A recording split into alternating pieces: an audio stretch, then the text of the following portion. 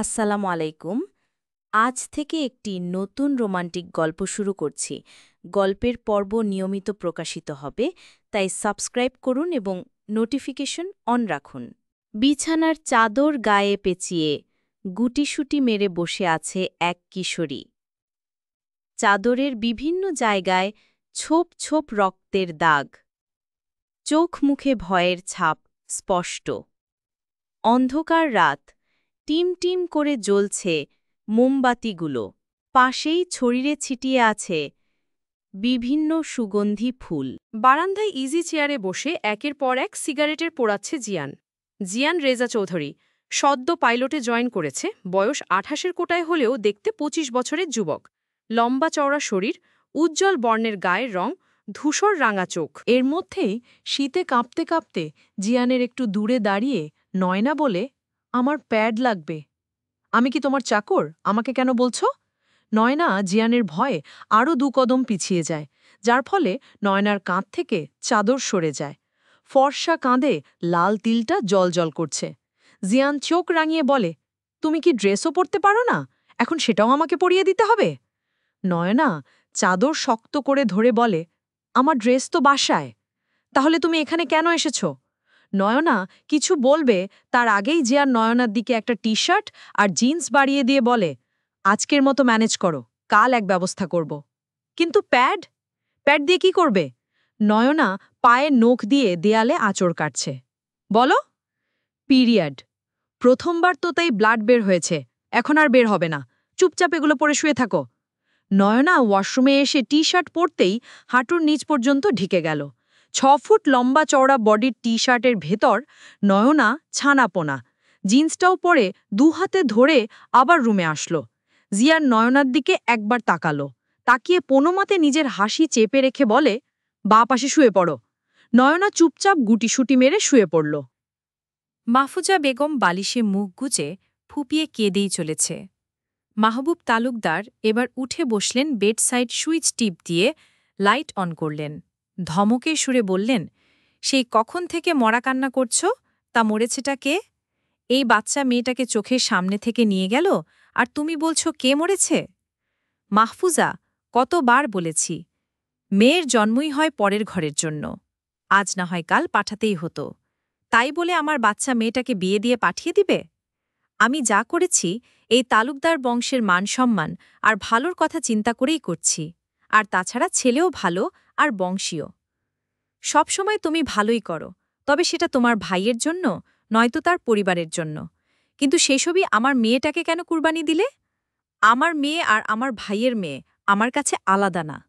নীলাঞ্জনা একটা ভুল করেছে, তার ভুলের জন্য আমরা শাস্তি দেব, কিন্তু সমাজের মানুষের কাছে নিজের মেয়ের সম্মান নিয়ে কথা উঠুক, সেটা তো হতে দিতে পারি না। নাজিম চৌধুরী যেমন নাম তেমন তার দাপট, তার একমাত্র ছেলে জিয়ান রেজা চৌধুরী। যদি তাদের প্রস্তাবে রাজি না হতাম, তাহলে সমাজে মুখ দেখানোর মতো অবস্থা তারা রাখত না। বাহ, নিজের ভাইয়ের মেয়ের সম্মান রক্ষা করার জন্য নিজের মেয়ের জীবন বলি দিয়ে দিলে। বলি কেন বলছো? মেয়ে আমার ভালো থাকবে। তা তো থাকবেই। এখনো এসএসসি গণ্ডি পেরোতে পারল না, সেই মেয়েকে এক প্রাপ্তবয়স্ক পাইলটের গলায় ঝুলিয়ে দিয়ে বলছে, মেয়ে আমার ভালো থাকবে। তুমি কি সত্যিই শোনায় না নিজের বাবা? এমন বাবা যেন কোনো মেয়ের না হয়। হ্যাঁ, আমি পৃথিবীর সবচেয়ে স্বার্থপর বাবা। তুমি মনে রেখো, আমার মেয়ের শরীরে একটু আঁচড় লাগলে আমি কাউকে ছেড়ে দেব না। জেলের ভাত খাওয়াবো সবাইকে, ভুলে যাব কার সাথে আমার কি সম্পর্ক। মাহবুব তালুকদার উঠে এসে বারান্দায় দাঁড়ালেন। রাত বাজে ১:২৫। এখন কি কল করা ঠিক হবে? ৭-৫ ভাবতে ভাবতে কল করেই বসলেন নাজিম সাহেবকে। নাজিম সাহেব ভ্রু কুঁচকে কলটা রিসিভ করলেন। গম্ভীর কণ্ঠে বললেন, এখন আর কি বলার বাকি আছে তালুকদার সাহেব? রাগ অভিমান করাটা স্বাভাবিক, কিন্তু ভাগ্যের খেলা আমাদের তো বোঝা দায়। যেটা বলার জন্য কল করেছেন, সোজা সেই পয়েন্টে আসুন। আমার মেয়েটা নাবালিকা, এখনও তার ১৮ বছর হতে ২ বছর বাকি। আপনার ছেলেকে বলবেন আমার মেয়েটার সাথে যাতে কোনো রকম খারাপ কিছু না করে। নাবালিকা মেয়েকে বিয়ে দেওয়ার সময় মনে ছিল না, এখন নিজের ছেলেকে এসব আমি কোন মুখে বলবো? ভাই, আমার মেয়েটাকে নিজের মেয়ে মনে করে একটু খেয়াল রাখেন। নাজিম সাহেব কল কেটে দিয়ে বলে, নাইস জোকস। একটা ২৭ বছরের যুবকের বউ কিনা নাবালিকা। মিতা বেগম বললেন, কি বলো? তাহলে যাও, ছেলেকে আটকাও, রাগের বশে মেয়েটার সাথে কি না কি করে ফেলবে। তোমার ছেলের রাগ তোমার অবশ্য জানা। কতবার বলেছি এই মেয়েকে বিয়ে করতে হবে না, না করবেই করবে। কি হলো রেজাল্ট? মেয়ে আরেক ছেলের সাথে পালিয়ে গেল। শেষে কি হলো? তারা আরেকটা মেয়েকে আমাদের ছেলের গলায় ঝুলিয়ে দিল। এবার যাও, হওয়ার হোক, তুমি চুপচাপ ঘুমাও। এই সবে বাচ্চা মেয়েটার কি দোষ? ও তো ভিকটিম, সবাই ওর উপর চাপিয়ে দিল সব। সকালের আলো রুম জুড়ে ছড়িয়ে পড়তেই উঠে বসল জিয়ান। আড়মোড়া ভেঙে তাকাতেই দেখে বেডে রক্ত লেগে আছে। নাক মুখ কুচকে উঠো পড়ল। ইচ্ছে করছে মেয়েটাকে তেলাপোকার মতো ছুঁড়ে মারতে। নিজের রাগ সংযত করে ডাকতে লাগল, এই মেয়ে ওঠো, কি হলো, উঠছ না কেন? আম্মু, আমার পিরিয়ড চলছে, ঘুমাতে দাও, ডিস্টার্ব করো না। জিয়ান আর ডাকল না নয়নাকে। ফ্রেশ হয়ে নিচে চলে আসলো। বাসার কারো সাথে কোনো কথা না বলে বের হয়ে গেল বাহিরে। ফার্মেসিতে এসে চুপচাপ কতক্ষণ দাঁড়িয়ে হইল। বারবার ঘুরে ঘুরে প্যাডের দিকে তাকাচ্ছে, কিন্তু দোকান তো ফাঁকা হচ্ছে না। দূর, আজ কি মান সম্মান এভাবেই যাবে? আপনার কিছু লাগবে? জি, 1 প্যাকেট প্যাড দিন, সবচেয়ে ভালোটা। লোকটা প্যাড প্যাক করে দিতে দিতে বলে, স্যার নতুন বিয়ে করেছেন বুঝি, তাই নতুন নতুন লজ্জা পাচ্ছেন। আরে হো স্যার, এসব তো কমন ব্যাপার, এত লজ্জা পাওয়ার কিছু নেই। এর সাথে চকোলেট, আইসক্রিম, ফুল কিনে নিয়ে যাবেন, দেখবেন ভাবি আসমানের চাঁদ পাওয়ার মতো খুশি হয়ে যাবে। আপনাকে কত টাকা দিব? 120 টাকা। টাকা দিয়ে জিয়ান দ্রুত বের হয়ে আসলো। ইচ্ছে করছিল লোকটার নাক ফাটিয়ে দিতে। বাসায় এসে ঢুকতেই মিতা বেগম বলেন, মেয়েটার সাথে ভালো আচরণ করিস, মেয়েটার বয়স কম। বয়স কম? তাহলে বিয়ে দিলে কেন? বাসায় সাজিয়ে রেখে দিত, যে মেয়েকে বিয়ে দিয়েছে সেই মেয়েকে নিয়ে নাটক আমি সহ্য করব না। বিয়ে যেহেতু হয়েছে, বউ তোমারই থাকবে, কেউ নিয়ে যাবে না। কয়েকটা দিন সময় দাও। বুঝতে পারছো আমি কি বলতে চাইছি? আমি বুঝতে পারছি, তবে দুঃখিত, তোমাদের প্রাপ্তবয়স্ক ছেলে তার বউয়ের সাথে ফুলসজ্জা সেরে ফেলেছে। কথা শেষ করার আগেই জিয়ানের গালে ঠাস করে একটা চড় পড়ল। জিয়ান রক্তচক্ষু নিয়ে সামনে তাকিয়ে দেখে নাজিম সাহেব। তুমি কি মানুষ আছো? মানুষের তো বোধ বুদ্ধি থাকে।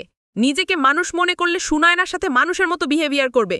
কবুল বলে বাসায় যখন নিয়ে এসেছ, সারা জীবনের জন্য সে তোমার অর্ধাঙ্গিনী, নিজের অর্ধেক অংশ ও তোমার, তাই সেভাবেই ট্রিট করবে। বাবা মায়ের সামনে কথা বলার ম্যানার্সটুকু হারিয়ে ফেলেছ। তোমাকে পড়ালেখা করতে পাঠিয়েছিলাম, প্রেম করতে না। করেছ প্রেম, হাজারবার মানা করেছি এই মেয়ের সাথে তোমার যায় না, তবুও তোমার জেদের কারণে আমরা নত হয়েছি। কি লাভ হলো? সেই তো তোমার সাধের প্রেমিকা তোমাকে ছেলে পালিয়ে গেল।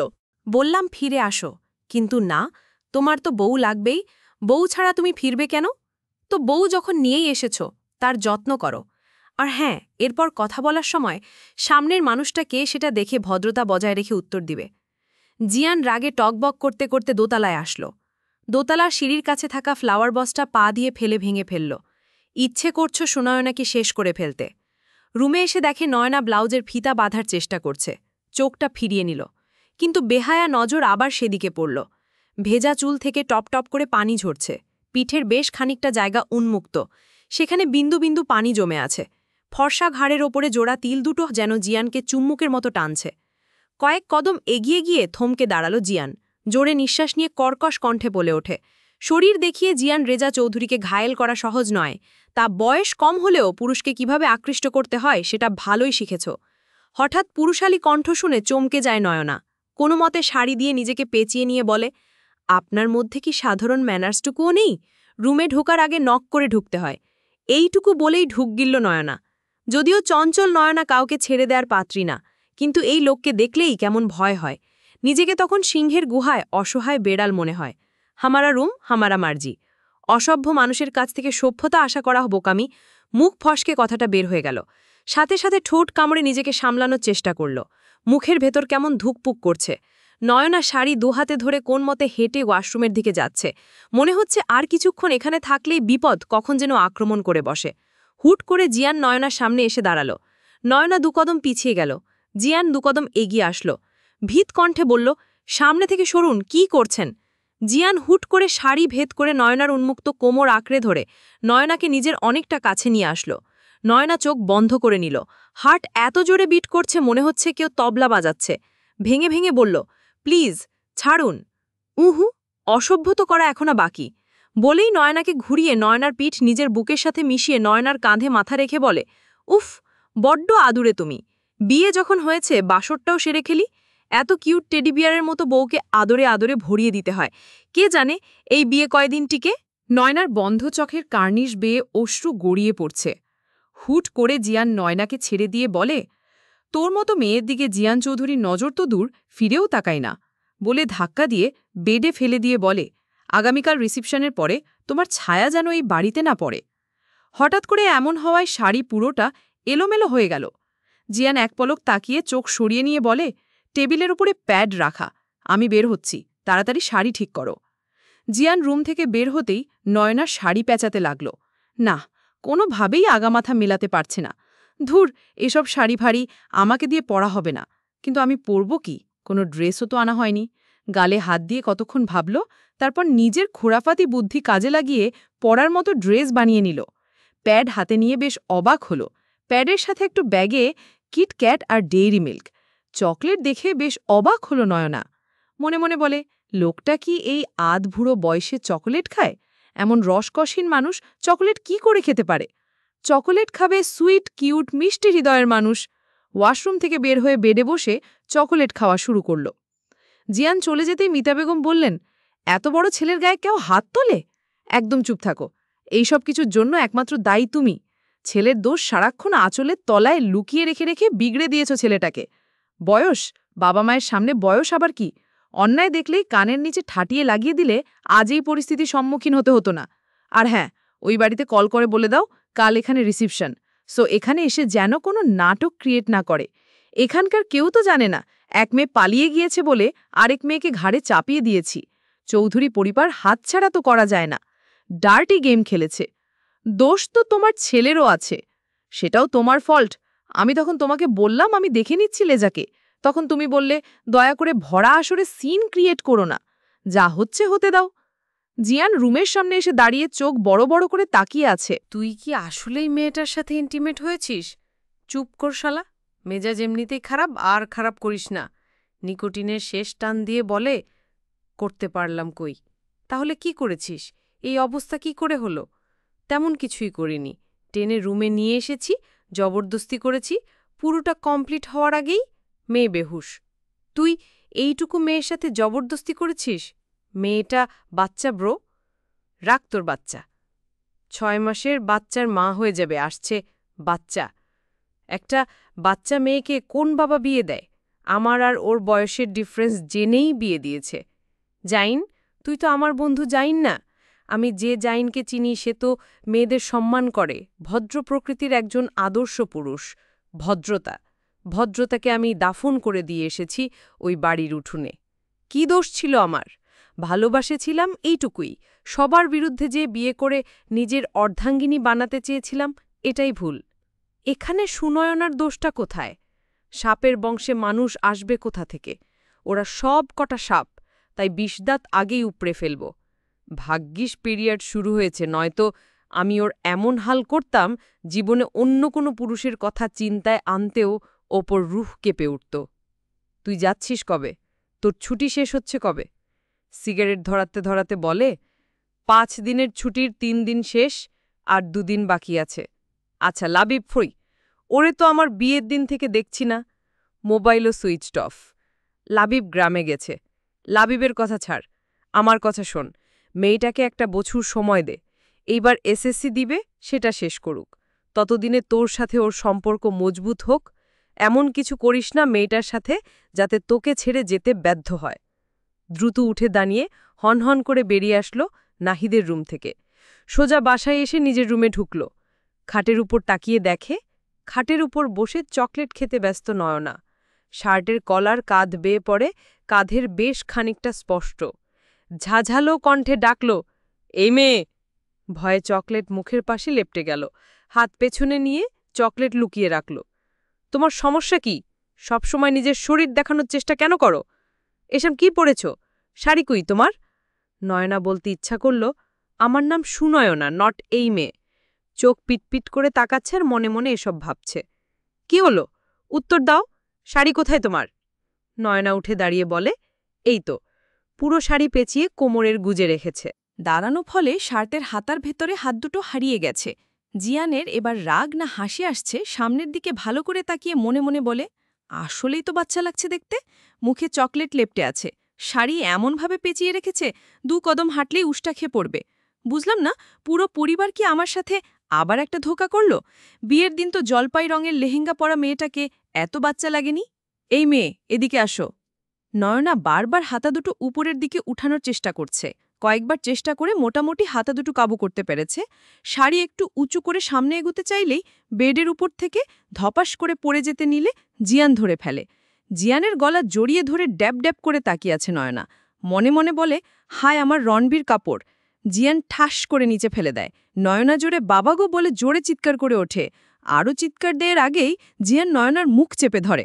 মনে মনে নয়না বলে, তুই একটা ভিলেন, তোকে আমি এমন শিক্ষা দেব, খালি আরেকটু সাহসটা আমার বাড়ো। রুমের মধ্যে বসে না থেকে যাও মেয়েটার কাছে যাও, খোঁজ নাও মেয়েটার। দেখো তোমার ছেলে তার অবস্থা কি করেছে। দরকার পড়লে ডাক্তার খবর দেই, ডাক্তার সুলতালা পারভিনকে কল করলেই চলে আসবে। নাজিম সাহেবের কথা শেষ করার আগেই নয়নার গলার স্বর কানে আসলো। মিতা বেগম দ্রুত ছুটে আসলেন রুমে। এসে দেখে নয়নার নিচে পড়ে আছে, জিয়ানকার খুব কাছে মুখ চেপে রেখেছে। মিতা বেগম জিয়ান বলে ডাক দিতেই জিয়ান নয়নাকে ছেড়ে দিয়ে দূরে সরে আসলো। মিতা বেগম দ্রুত এসে নয়নাকে বুকের সাথে চেপে ধরলেন, মাথায় হাত বুলিয়ে বলেন, তোমার এ অবস্থা কেন মা? নয়না আর চোখে জিয়ানের দিকে তাকাচ্ছে। রুম থেকে বের হ। জিয়ান সাদা শার্ট নিয়ে রুম থেকে বেরিয়ে আসলো। মিতা বেগম নয়নাকে ধরে বেডে বসালেন। কোমল স্বরে জিজ্ঞেস করলেন, তুমি শাড়ি পরতে পারো না? নয়না মাথা নাড়িয়ে অসম্মতি জানালো। আসো, আমি পরিয়ে দেই বলে নিজের আঁচল দিয়ে নয়নার মুখে লেপ্টে থাকা চকলেট মুছে দিলেন। সুন্দর করে শাড়ি পরিয়ে দিলেন। তুমি বসো, আমি তোমার জন্য খাবার আনাচ্ছি। আচ্ছা, সকালে তোমার কেমন নাস্তা পছন্দ? নয়না মিতা বেগমকে জড়িয়ে ধরে কেঁদে দিল। শাড়ি পরানোর সময় মিতা বেগম নয়নার শরীরে বিভিন্ন চিহ্ন দেখেছেন, যা তার ছেলের বদৌলতে বাচ্চা মেয়েটার শরীরে স্থান পেয়েছে। মাথায় হাত বুলিয়ে বলেন, কেঁদো না নয়না, শরীর খুব ব্যথা করছে, আমাকে বলো তোমার কি সমস্যা হচ্ছে। আমি আপনার সাথে থাকব আন্টি। আচ্ছা ঠিক আছে, তবে জানো তো, বিয়ের পর মেয়েদের একমাত্র ভরসাযোগ্য আশ্রয়স্থল স্বামী। নয়না মিতা বেগমের আঁচল খামচে ধরল। গতকাল রাতে তার সাথে যা হয়েছে, এরপর এই মানুষটার সাথে স্বাভাবিক হতে পারবে কখনো? মিতা বেগম নয়নার ভয় বুঝতে পেরে নয়নাকে বলল, তোমার স্বামী ততটা খারাপ না, যেরূপ তুমি দেখছ সেটা তোমার বোনের ওপর রাগ ক্ষোভ থেকে। তবে জানো, তোমাকে ভালোবাসা দিয়ে ওর এই রাগকে মোচন করতে হবে। তুমি চিন্তা করো না, আমি তোমাকে সহযোগিতা করব আদর্শবান স্ত্রী হয়ে উঠতে। এখন বসো, আমি খাবার নিয়ে আসি। মিতা বেগম চলে যেতেই নয়নার নীলাঞ্জনার কথাটা মাথায় আসলো। আচ্ছা, নীলাঞ্জনা আপি তো লাবিব নামের একটা ছেলেকে ভালোবাসত, তাহলে এই তিতো করলার সাথে কি সম্পর্ক? নীলাঞ্জনা আপি কি টু টাইমিং করত? কেন এমনটা করলে আমার সাথে নীলাঞ্জনা আপি? কেন করলে? তোমাকে আমি কোনোদিন ক্ষমা করব না। চোখের পানি মুছে ড্রেসিং টেবিলের উপর একটা মোবাইল দেখতে পেল। দ্রুত মোবাইলটা হাতে নিয়ে সাইড বাটনে ক্লিক করতেই মোবাইলের স্ক্রিনে দুজন কপোতকপতি হাস্যোজ্জ্বল পেগ ভেসে উঠল। এটা তো নীলাঞ্জনা আপি আর তিতো করলা, দুজনে এতটা ক্লোজ। তার মানে আমি যা ভাবছি তাই। মোবাইলটা হাত থেকে রাখার আগেই কেউ ছোঁ মেরে নিয়ে নিল। কর্কশ কণ্ঠে বলে, সাধারণ বোধবুদ্ধি নেই? পারমিশন ছাড়া কারো পার্সোনাল জিনিসে হাত দিতে নেই। আপনি নীলাঞ্জনা আপিকে কতদিন ধরে চেনেন? সে কৈফিয়ত আমি তোমাকে দেব না। নয়নার দিকে চোখ পড়তেই চোখ গেল গলার দিকে, রক্ত জমে জমাট বেঁধে কালো হয়ে থাকা চিহ্নের ওপর। মনে একজন রেখে ঘরে কেন আমাকে আনলেন? মলিন কণ্ঠে বলল নয়না। তোমার বয়স কত? পেছন থেকে মিতা বেগম বলেন, 16 বছর। এখন মনে হলো বইয়ের বয়স জানতে হয়, বিয়ের আগে জানতে হয়, বিয়ের পরে না। সরি আম্মু, আমার ভুল হয়েছে। আমি আমার ভুল শুধরে নেব। আজই সুনয়নাকে ওদের বাসায় ফেরত দিয়ে আসব। লাবিব নীলাঞ্জনার পিঠের চুল সরিয়ে ঘাড়ে আলতো করে চুমু খেল। কোমরে হাত রেখে নিজের বক্ষে জড়িয়ে নিয়ে কানের কাছে ভিসভিস করে বলে, ভালোবাসি আমার প্রিয়তমা। নীলাঞ্জনা কিছুটা সরে দাঁড়াল। লাবিব, কতবার বলবো বিয়ের আগে আমার এসব পছন্দ না। আমরা বিয়েটা কবে করছি? করছি না আমরা বিয়ে। ভালোবাসি আমি তোমাকে। কি অদ্ভুত, তোমাকে টাচ করলেই তোমার শরীর জ্বলে ওঠে। তা তো উঠবেই। পাইলট জিয়ান রেজা চৌধুরীকে খুব মিস করছো বুঝি। এতই যখন রেজার জন্য প্রেম উতলে পড়ে, তাহলে আমার সাথে আসলে কেন? রেজাকে বিয়ে করে এখন হানিমুন সেরে ফেলতে। নীলাঞ্জনা ঠাসশোস করে লাবিবের গালে চড় বসিয়ে দেয়। আমার এখন মনে হচ্ছে আসলে আমি ভুল মানুষের জন্য সবাইকে ত্যাগ করেছি। তুমি আমাকে সত্যি সত্যি ভালোবাসো তো? আমি তোমাকে কি বলেছি? জাস্ট এতটুকুই, তো শারীরিক সম্পর্কে আমরা বিয়ের পরে জড়াবো পবিত্রভাবে। যে পুরুষ শরীরের পাগল হয় সে তো কখনো ভালোবাসতে পারে না। তার নেশা শরীর, শরীর পেলে একদিন ঠিক তার নেশা কেটে যায়। আমি আজ এক্ষুনি বাসায় চলে যাব, তোমার সাথে এক মুহূর্তও থাকব না। আমার পরিবার আর আমার যা মানসম্মান যাওয়ার, তা তো ধুলোয় মিশিয়ে গেছে। তোমার মতো মানুষের সাথে থেকে নিজের আত্মমর্যাদা বিসর্জন দিতে পারবো না। লাবিব নীলাঞ্জনার হাত ধরে বলে, প্লিজ আমাকে ক্ষমা করে দাও, আমার ভুল হয়ে গেছে। কি করব বলো? তোমাকে দেখলেই আদর করতে ইচ্ছে করে নিজের মধ্যে তোমাকে মিশিয়ে নিতে। আজই আমি তোমাকে বিয়ে করব। আমি তোমাকে বিয়ে করতে পারবো না লাবিব। আমার মনে বলছে তোমার আমার প্রতি কোনো ফিলিংস নেই। এভাবে বলছো? বলছি তো ভুল হয়েছে, এই কান ঝরে সরি বলছি। প্লিজ এবারের মতো সরি এক্সপেক্ট করো ময়না পাখি। করতে পারি, এক শর্তে। কি শর্ত বলো ময়না পাখি? তোমার জন্য এই অধমের জানও হাজির। কথা দাও আমাদের মাঝে কখনো তুমি জিয়ানকে টেনে আনবে না। আমি যদি ওকে সত্যি ভালোবাসতাম তাহলে ওর ছেড়ে তোমার কাছে আসতাম। জিয়ান আমার স্কুল লাইফের ভালোবাসা। তখন আমি নিহাত বাচ্চা ছিলাম, আবেগে ভেসেছি। তোমার সাথে পরিচয় হবার পর আমি অনুভব করেছি, হ্যাঁ, এটাই ভালোবাসা। লাভ ইউ আমার ব্যক্তিগত ময়না পাখি। এবার যাও, বিয়ের আয়োজন করো। তুমি নাস্তা করে রেডি হও, আমি কাজে নিয়ে আসছি। অপেক্ষায় রইলাম প্রেমিকা থেকে প্রিয়তমা স্ত্রী হওয়ার। আম্মু, আমি সত্যিই দুঃখিত। সুনয়নার বয়সটা যে এত কম আমি বুঝতে পারিনি। যাই হোক, আমি আমার ভুল শুধরে নেব। তোমার কি বিয়েটাকে ছেলে খেলা মনে হয় জিয়ান? বিয়ে হচ্ছে জন্মজন্মান্তরের বন্ধন। এটা তোমার কিনে আনা কোনো শোপিস না। ভালো লাগলো কিনে আনলে, ভালো লাগলো না ছুঁড়ে ফেলে দিলে। তুমি যথেষ্ট ম্যাচিউর, তাই নিজের জ্ঞান কাজে লাগাও। বোকাদের মতো কাজকর্ম করার কোনো মানে নেই। নয়না, তুমি বসো, আমি তোমার জন্য নাস্তা নিয়ে এসি। যাওয়ার সময় জিয়ানকে বলে গেল, আমি যাব আর আসব, ওর সাথে কোনো রকম মিসবিহেভিয়ার করবি না। নয়না বেডের এক কোনায় বসে বসে চোখ ঘুরিয়ে ঘুরিয়ে রুমটা দেখতে লাগল। বাপরে, রুমের ফার্নিচার থেকে শুরু করে রুমের দেয়ালের রং, পর্দা সব সাদা। এত শুভ্রতায় জড়ানো মানুষ এমন খারাপ হয়? এই মেয়ে, শোন। প্রথমত, আমার নাম সুনয়না, নট এই মেয়ে। তুমি না বাচ্চা? বাচ্চা কাকে বলে জানেন? মন চাইলেই আপনি যার গাল টেনে দিতে পারেন, কোলে নিতে পারবেন তাকে। আমাকে দেখে কি বাচ্চা মনে হয়? পুরো ৩৩ কেজি ওজন আমার, আর বয়স ১৬। সো বাচ্চা আর এই মেয়ে দুটোর কোনোটাই আমার সাথে যায় না। তার মানে তুমি ইচড়ে পাকা? আপনি যাই বোঝাতে যান আমি বুঝব না, কারণ আপনি জিলাপির প্যাচের চেয়েও কঠিন প্যাঁচানো। আর ভাববেন না আমি ভীতু, আমার কিন্তু অনেক সাহস। জানেন, আমার ক্লাসের রাফির নাক ফাটিয়ে দিয়েছিলাম এক ঘুষিতে। আপনি বলো তাই কিছু বলিনি। কাল রাতে যা করেছেন আপনার নামে মামলা করা উচিত। মামলা হইলে পরে দেখা নেব, থানায়। উপস, আমি তো ভীষণ ভয় পেয়েছি।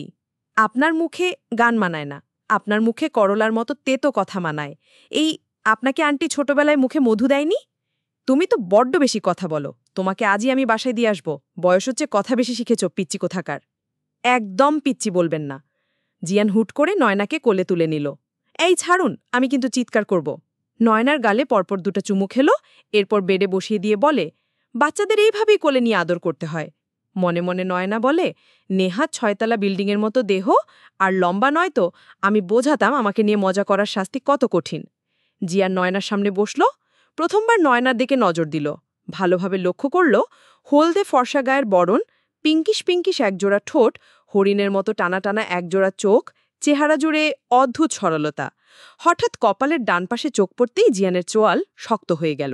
ঠিক নীলাঞ্জনার কপালের ডান পাশে যেখানে তিল, নয়নারও সেম। আপনি রেগে যাচ্ছেন কেন?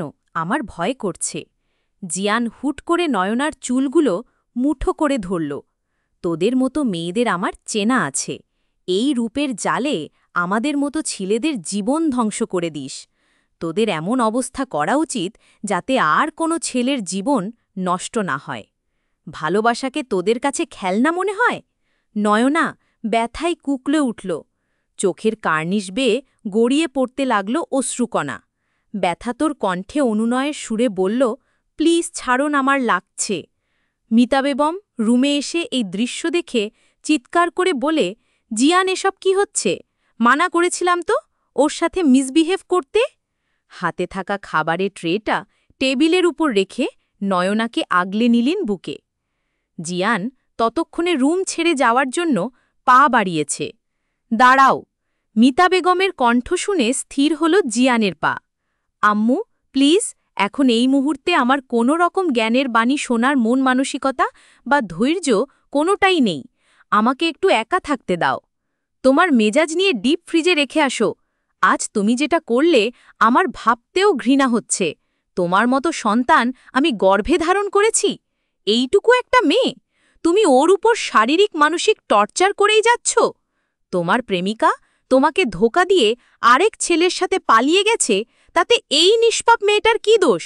আর কোনো মেয়ে এমন মেজাজ সহ্য করবে? মেয়েটা ঠিক ডিসিশন নিয়েছে তোমাকে ছাড়ার। আর হ্যাঁ, মনে রেখো, ও আজ থেকে আমার মেয়ের মতো।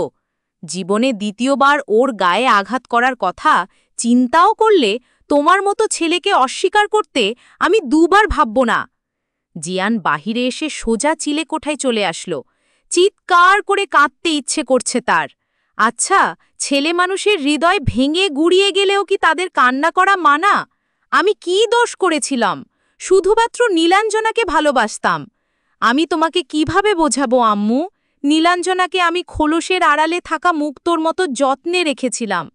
নিজের শত আঘাত সহ্য করলেও কখনো ওর শরীরে সামান্য আঁচড়ও আসতে দেইনি। কেউ কেন বোঝে না ছেলেদেরও হৃদয় আছে? তাদের হৃদয়ের রক্তক্ষরণ কেউ কেন দেখতে পায় না? তারাও পুড়ে বিরহের অনলে সেই দগ্ধ হৃদয়ের আর্তনাদ কারো হৃদয় স্পর্শ করে না। কেন? কেন? তুমি ভুল ছিলে না। তুমি ছিলে সদ্য ফোটা সুভাষিত ফুল, যার ঘ্রাণের মাদকতা আমাকে নিঃস্ব করে দিয়েছে।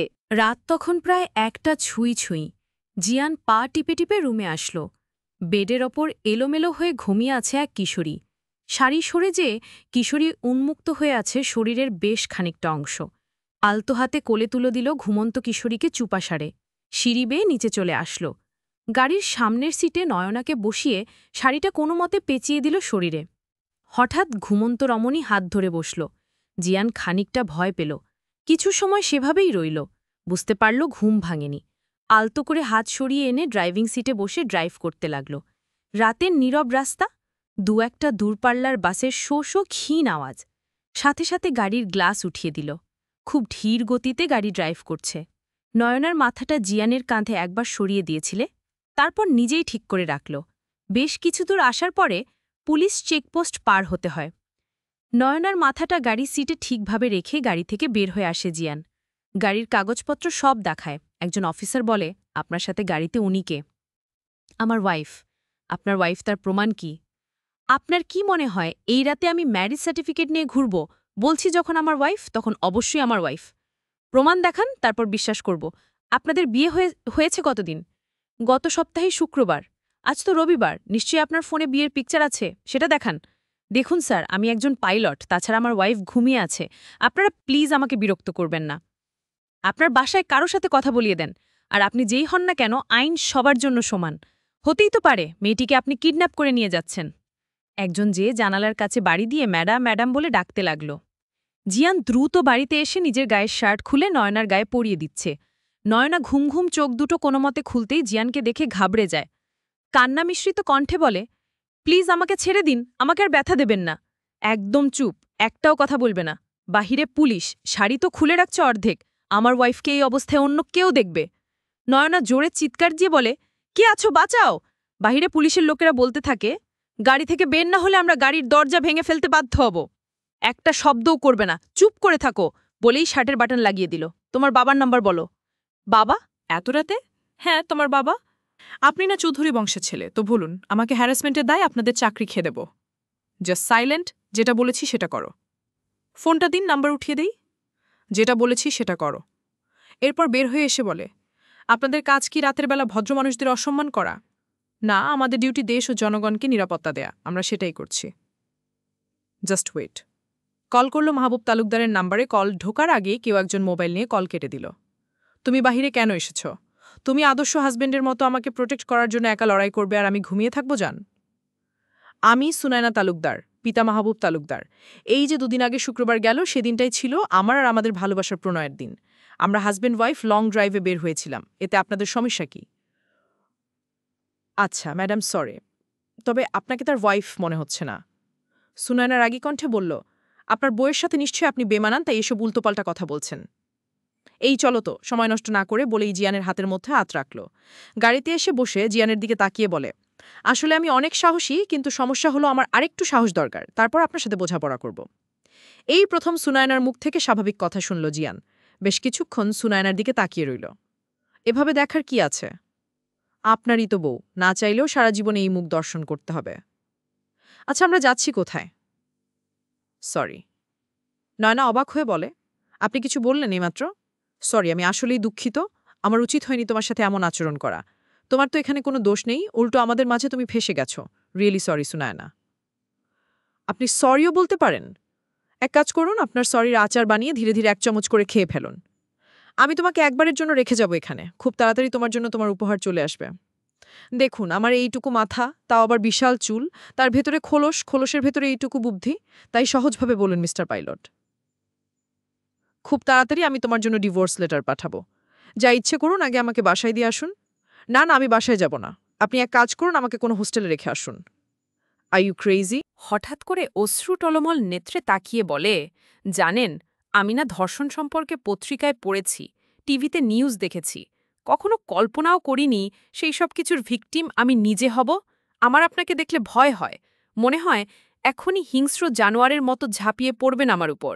বলতে বলতে হাঁটুতে মুখ গুজে কান্না করতে লাগল। এই মুহূর্তে নিজেকে ধ্বংস করে দিতে ইচ্ছে করছে জিয়ানের। শেষে কিনা সে কোনো মেয়ের কাছে ধর্ষক, চোখে রক্ত জমাট বেঁধে গেছে। হাত মুঠো করে নিজের প্রতি আসা রাগটাকে কন্ট্রোল করার চেষ্টা করছে। নয়নার গায়ে হাত দিতেও লজ্জা হচ্ছে এখন। কিভাবে করলাম আমি এটা? নিজেকে ক্ষমা করব কিভাবে? নয়নার মাথায় হাত রেখে বলে, আমি তোমাকে কষ্ট দিয়েছি, আর তা কখনোই আমি চাইনি।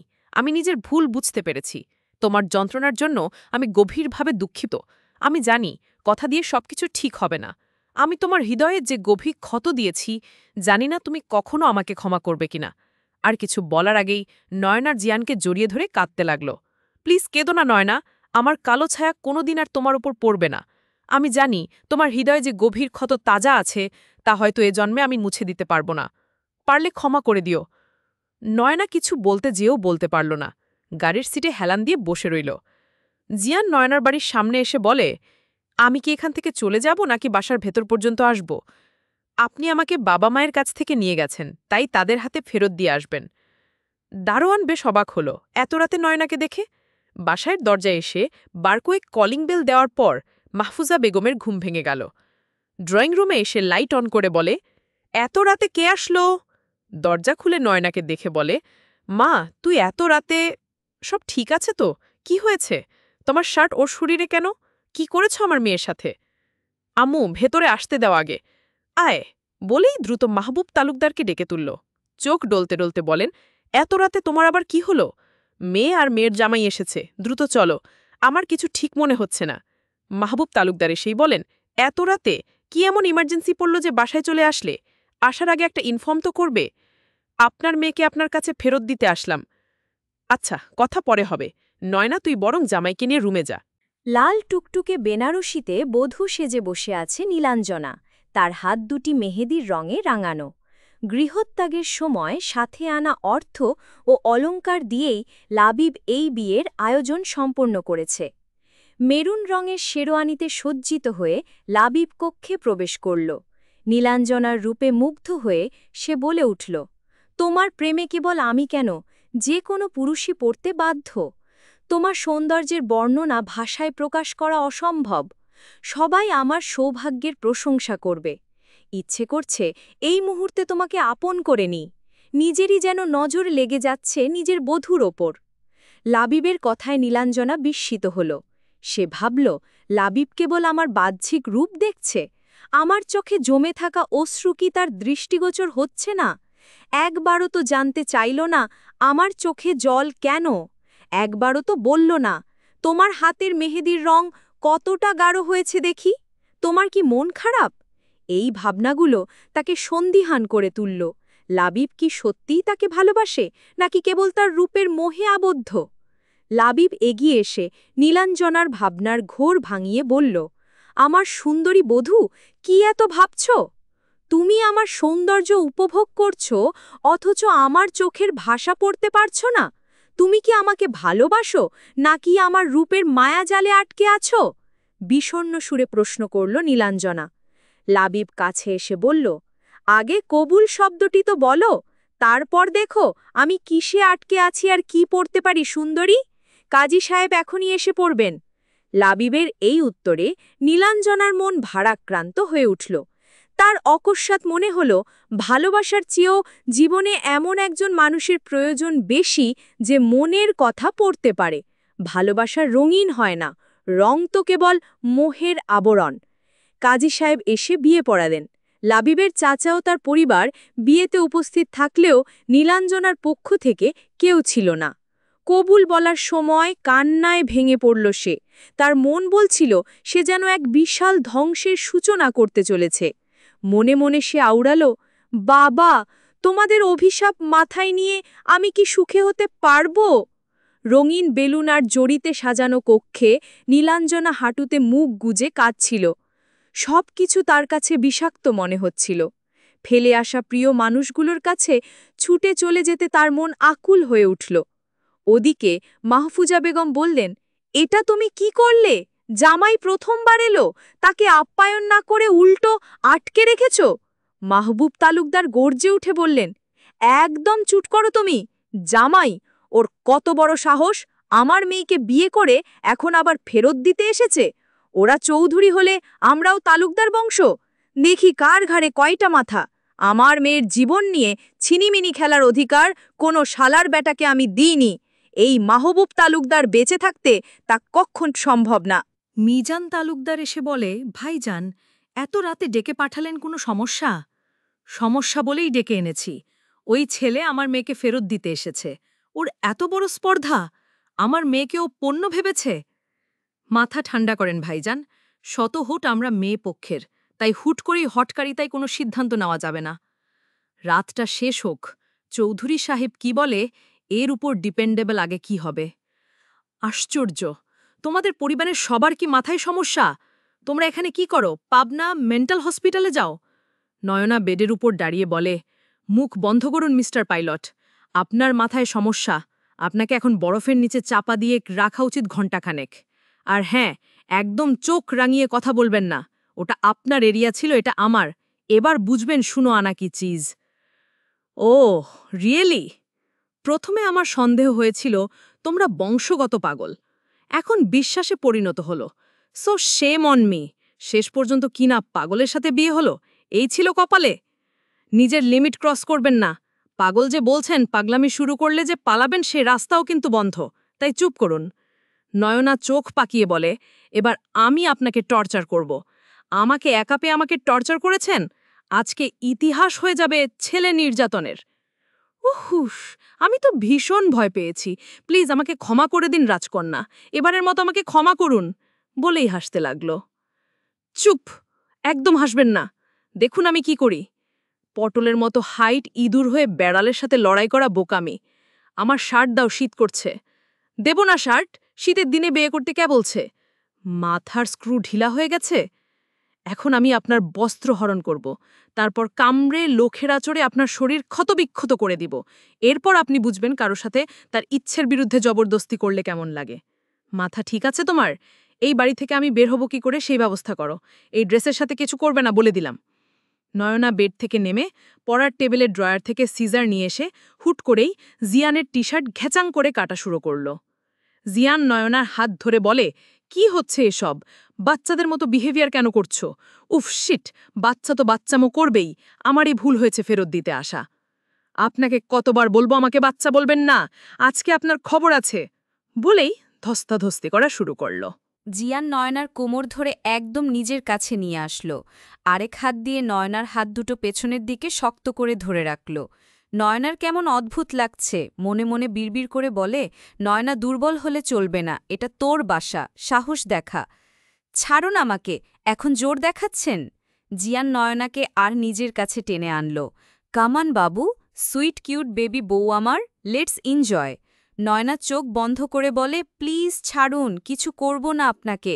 জিয়ান নয়নার কানের কাছে মুখ নিয়ে বলে, কেন বাবু, ভয় করছে? আরে হাম বেবি, কিসের ভয়? এটা তো তোমারই বাসা, গুন্ডামি করতেই পারো। ছাড়ুন, আমি সত্যি কিছু করব না। ছাড়তে পারি, তবে আমাকে এখান থেকে সেফভাবে বের পাড়ি দিতে হবে। আমি কথা দিচ্ছি তো আর কোনোদিন তোমার উপর আমার কালো ছায়া পড়বে না। কথা বলতে বলতে দুজনে বেশ ঘনিষ্ঠ হয়ে গেছে। নয়নার বুকের ভেতর কারা যেন তবলা বাজাচ্ছে। জিয়ান দ্রুত নয়নাকে ছেড়ে দিয়ে দূরে সরে দাঁড়াল। দুজনেই জোরে জোরে শ্বাস নিচ্ছে। আর কিছুক্ষণ এভাবে থাকলে খারাপ কিছুই হয়ে যেত। নয়না নিজের ঠোঁট মুছছে। Sorry, extremely sorry. দেখো, তোমার বয়স কম, কিন্তু এতটুকু তো জানো কোনো ছেলে মেয়ে একাকী এত কাছাকাছি আসলে প্রাপ্তবয়স্ক একটা ছেলের জন্য কন্ট্রোল করা সহজ নয়। আর সেই নারী যদি হয় তার বিয়ে করা বউ।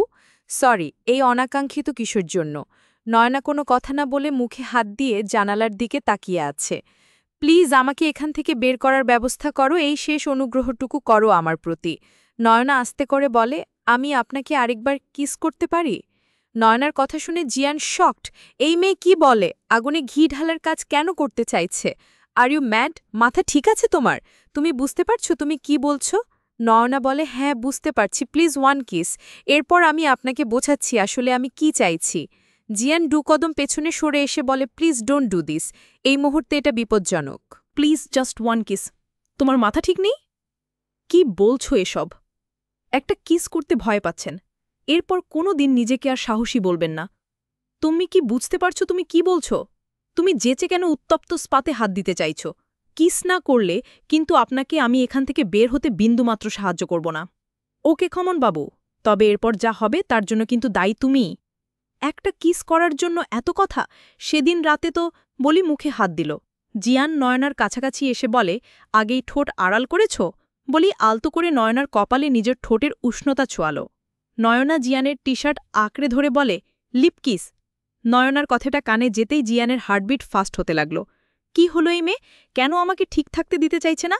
এর কি সত্যি 16 বছর? এত কি ভাবছেন? এখান থেকে বের হতে হলে এক্ষুনি আমাকে কিস করতে হবে। জিয়ান একটু সরে আসলো, জোরে নিঃশ্বাস নিয়ে বলে, এই মেয়ে আমাকে এলোমেলো করে দিচ্ছ তুমি, তা বুঝতে পারছো? জানো, তুমি আমাকে উস্কে দিচ্ছ। এরপর সামলাতে পারবে তো? নয়না শার্টের বাটনগুলো খুলে শাড়িটা বেডের ওপর রাখল। জিয়ান পেছন দিকে ঘুরে বলে, কি হচ্ছে এসব? প্লিজ ডোন্ট ডু দ্যাট, এর পরিণতি ভালো হবে না। নয়না শার্ট খুলে শাড়িটা কোমরে গুজে টুল নিয়ে এসে জিয়ানের পেছনে দাঁড়ালো। মিস্টার পাইলট মহাশয় এদিকে ঘুরে দাঁড়ান। গতরাতে আমার পরনের শাড়িটা যখন খুলে ফেলেছিলেন নিজের হাতে, তখন লজ্জা কথাই ছিল। জিয়ান নরম স্বরে বলে, আমি দুঃখিত। ওসব দুঃখ পরে দেখাবেন, এখন আমার দিকে ঘুরে দাঁড়ান। জিয়ান সামনে ঘুরে দেখে নয়না আর সে সেম সেম। শাড়ি গুজে রাখার ফলে কোমর উন্মুক্ত, এতক্ষণ শীত লাগছিল কিন্তু এখন গরম লাগছে। নয়না জিয়ানের মাথা 2 হাতে চেপে ধরে নিজের দাঁত দিয়ে সর্বশক্তি দিয়ে জিয়ানের ঠোঁটে কামড় বসিয়ে দিল। এরপর টুপ করে সরে আসতে চাইলে আটকা পড়ল জিয়ানের হাতে।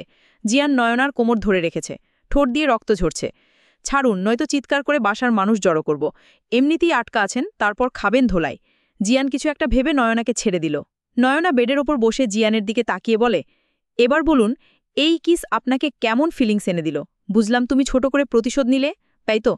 না, হ্যাঁ, শুধুমাত্র আমার কষ্টের বিন্দু পরিমাণ অনুভব করালাম। জিয়ান নয়নার পড়ার টেবিলের চেয়ার টেনে বসল। নয়না জিয়ানের দিকে তাকিয়ে বলে, আপনি দেখতে কিন্তু ঠিকঠাক আছেন। আচ্ছা, আপনার চুলগুলো আসল নাকি নকল? ফার্স্ট এড বাক্স কোথায়? আমি কি ডাক্তার, নাকি আমার কাছে ওসব থাকবে? জিয়ান সামনের দিকে ঘুরে বলে, ব্লড বন্ধ করো, নয়তো দ্বিতীয় উপায় আমরা জানা আছে। নয়না দ্রুত ড্রয়ার থেকে ফার্স্ট এড বক্স এনে জিয়ানের সামনে রাখল। নিজে চলে গেল ড্রেস চেঞ্জ করতে। আলতো হাতে নিজেই অ্যান্টিবায়োটিক লাগালো। নয়না এসে ড্রেসিং টেবিলের সামনে দাঁড়িয়ে চুল ঠিক করছে। আমি যে একটা মানুষ তোমার চোখের সামনে বসে আছি, এটা তুমি দেখতে পাচ্ছ না?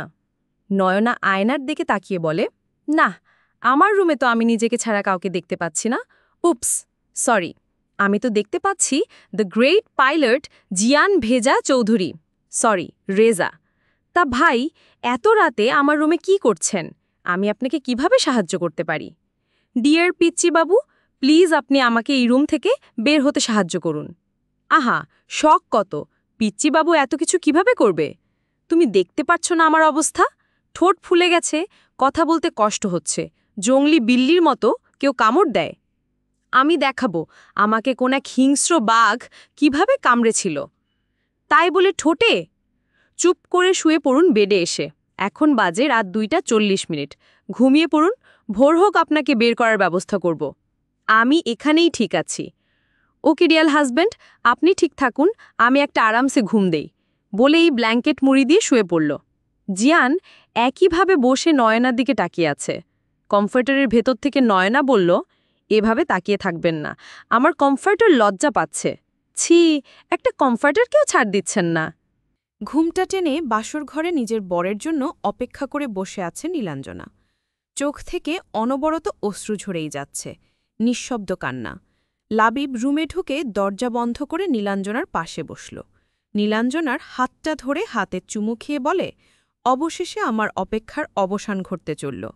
তোমাকে পাওয়ায় যুদ্ধে আমি জিতে গেলাম। নীলাঞ্জনা ঘুমটা তুলে বলে, পাওয়াই যুদ্ধ মানে?